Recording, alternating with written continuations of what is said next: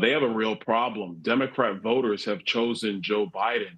The DNC and the Joe Biden campaign, they worked hand in glove to keep Democrats from challenging him earlier this year. My colleague Dean Phillips challenged him. The DNC basically said he was persona non grata. RFKJ tried to challenge him. They kicked him out, made him an independent. So you have a problem where the DNC, the Biden campaign, the Democrat Party, they blocked all challenges from Joe Biden. And now they finally have to admit that he can't do the job. I mean, we all knew he couldn't do the job, but now they have to admit it because the entire world sees this. I don't know what they're going to do.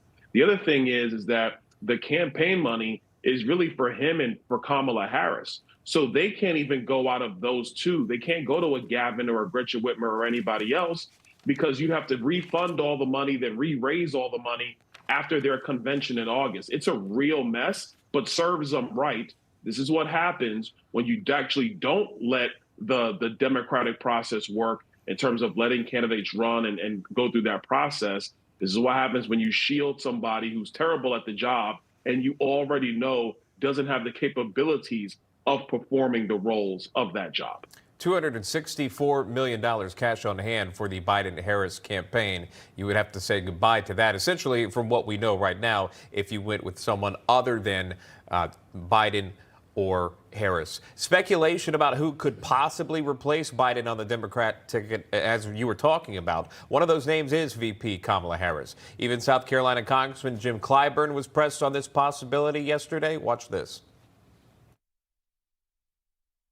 How would you feel if they worked around and tried to go around Kamala Harris because of her lack of high poll numbers and popularity and broadly based?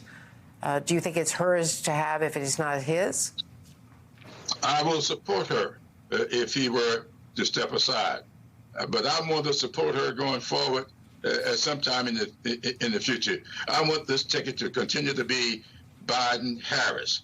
And then we'll see what happens after the next election. So that's the answer there. But again, still coalescing around President Biden at this moment. Your thoughts on that? There are no polls virtually out there that show Harris has any chance beating Trump in this election. What is the DNC seeing?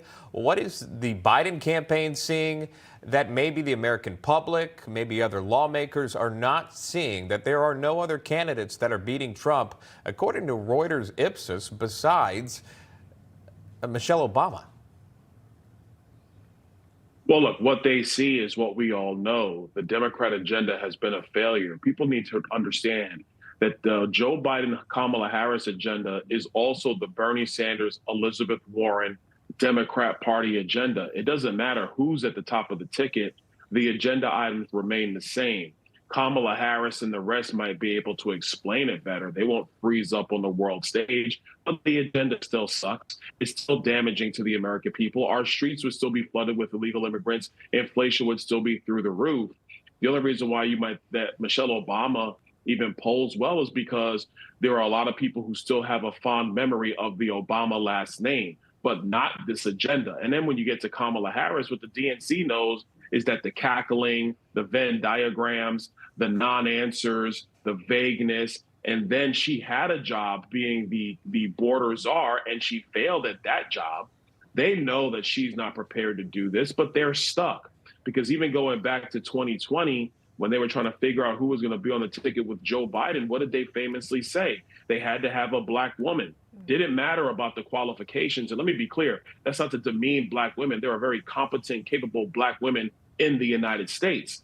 But that was their whole decision matrix, not who was ready to be vice president. Now they find themselves with either a man who simply cannot do the job and a vice president in Kamala Harris who's never demonstrated any capabilities to do this job. They have a serious problem on their hands. But like I said, that's their own fault. At the end of the day, the American people know where this is going. Donald J. Trump is going to be the 47th president of the United States because we got to save our country. This fiasco that has been unleashed the last week is really just demonstrating how deeply flawed the Democrat Party is, especially Democrats at the top of the ticket.